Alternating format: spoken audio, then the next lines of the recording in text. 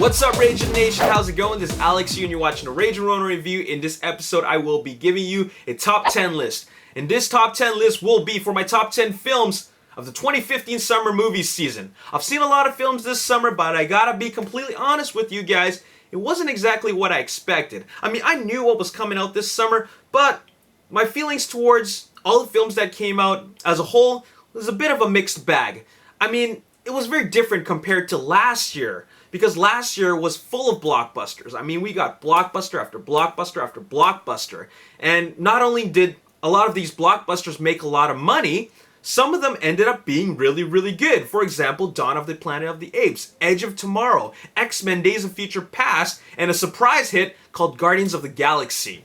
Now, this summer was quite different. I mean, there were highly anticipated sequels, some of which made a lot of money and completely exceeded expectations, and there were some sequels that didn't quite meet expectations and some that just flat out bombed. And then there were some smaller, lower budget films that ended up being crowd pleasers, and then there were some films that came out of nowhere that ended up being really, really highly recommended.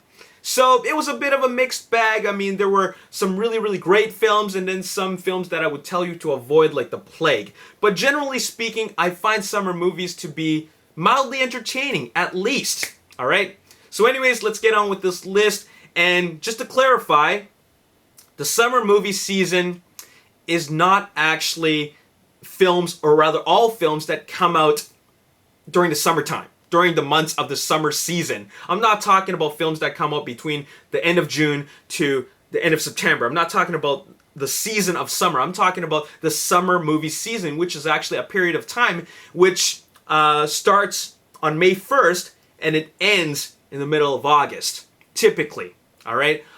This summer was a little bit different. I found that the summer movie season ended at the end of July.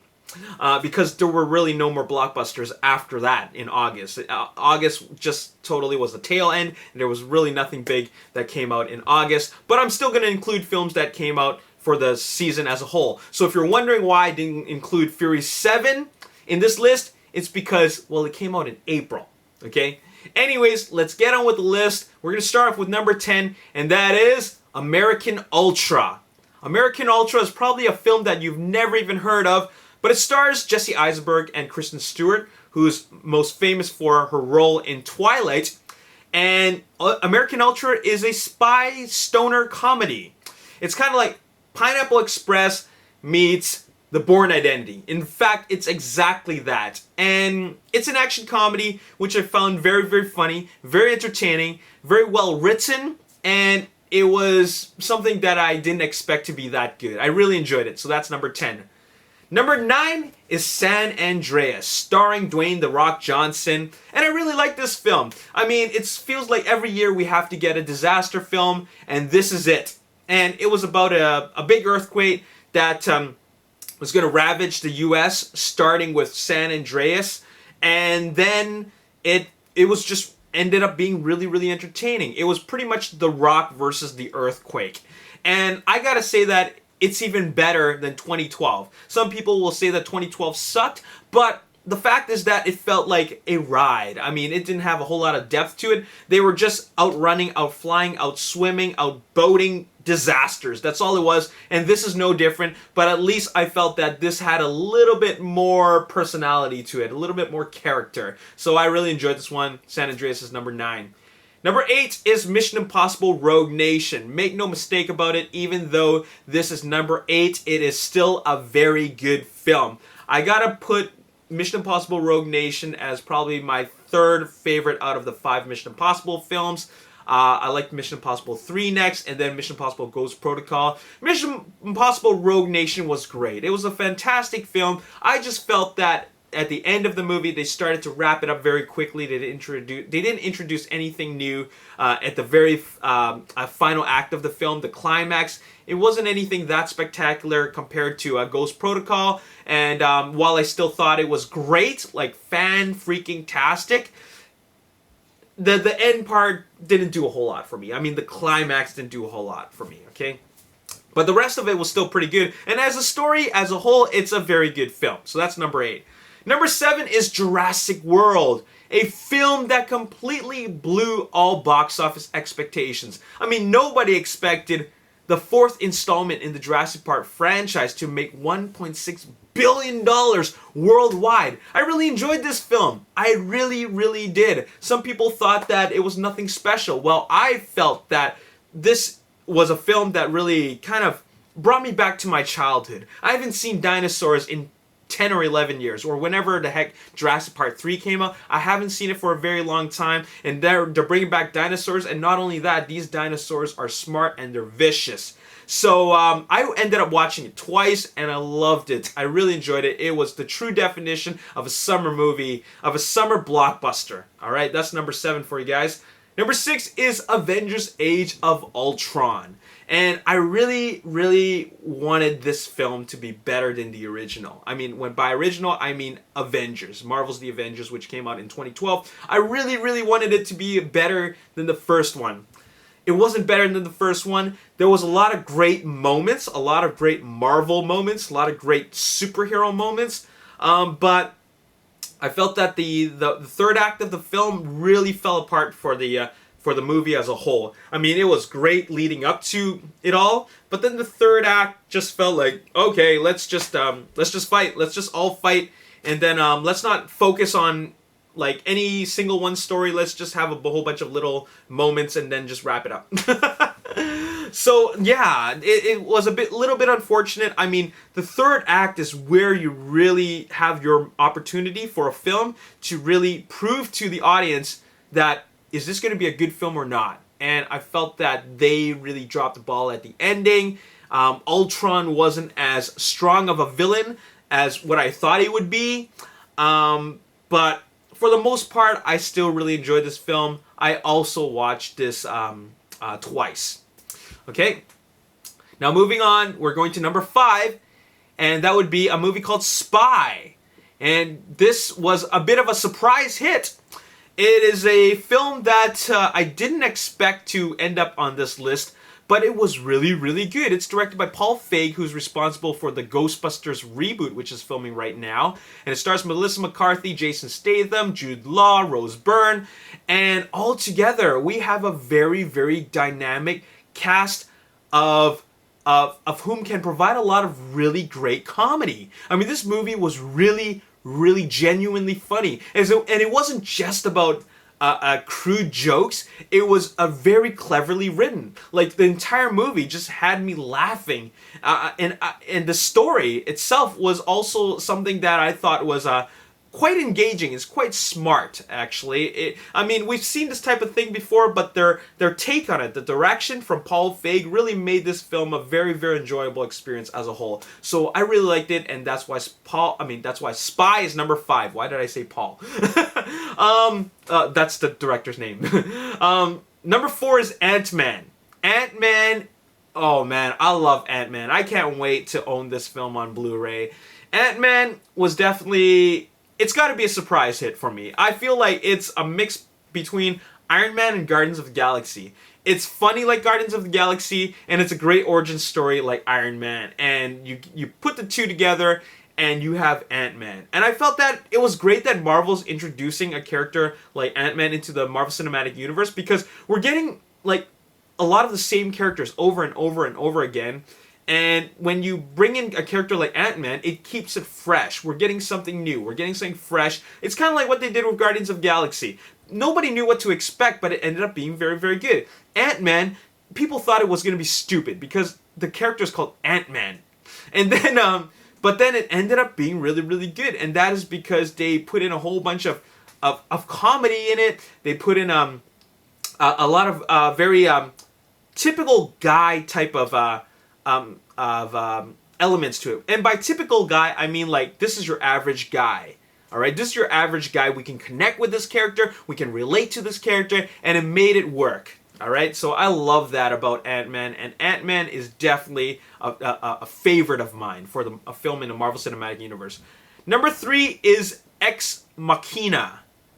I don't know why it's pronounced Ex Machina, like Machina, because Machina is definitely derived from the word machine. Alright, so why don't we just call it Ex Machina? Anyways, so my third film is Ex Machina.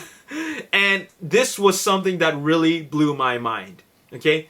First of all, great direction, great performances, and a great film with just a subtle production.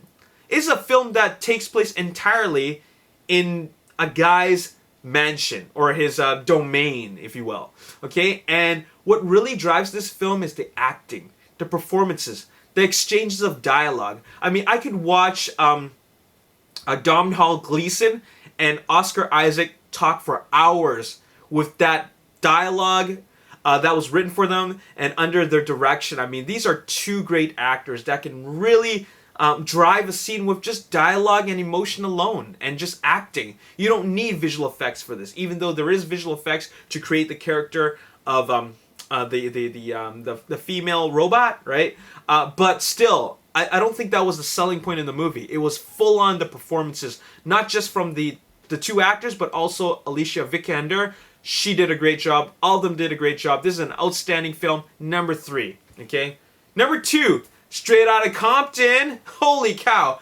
What an amazing film. Okay, I've listened to the music growing up, and to see how the story unfolded to its inevitable breakup, that journey is one that is quite unforgettable. All right? And of course, as a fan of the music, it really hit home for me hearing those songs again, and I really felt that I was watching Dr. Dre, Snoop Dogg, Eazy-E, and the other members of NWA.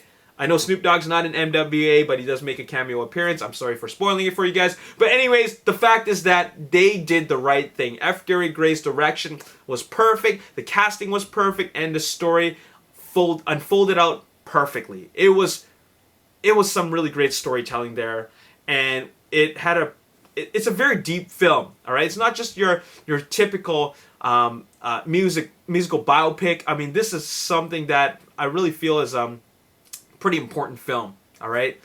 Anyways, number 1 is Mad Max Fury Road. Not only is this my top film of this summer, but my top film of the year. I mean, this is a really, really great film.